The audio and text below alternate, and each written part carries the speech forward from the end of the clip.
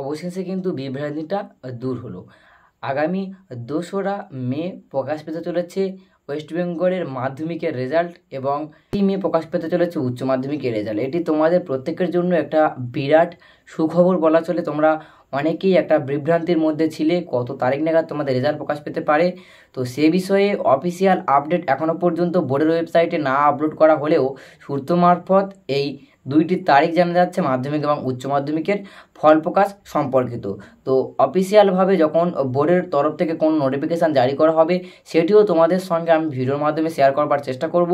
এবং যেহেতু এখনও পর্যন্ত কোনো নিউজ চ্যানেলে এই তথ্যটি শেয়ার করা হয়নি, তো অতি অবশ্যই তোমরা চেষ্টা করো নিউজ চ্যানেলটিকে ফলো করবার। যে কোনো জনপ্রিয় নিউজ চ্যানেলের ওপর ফোকাস রাখলেই তোমরা এই 2টি তারিখকে কনফার্ম আকারে পেয়ে যাবে। অর্থাৎ এটা বলাই চলে আগামী 2রা মে প্রকাশ পেতে চলেছে মাধ্যমিকের রেজাল্ট এবং 8ই মে প্রকাশ পাচ্ছে উচ্চ মাধ্যমিকের রেজাল্ট। এটা সূত্র মারফত পাওয়া যাচ্ছে খবরটি।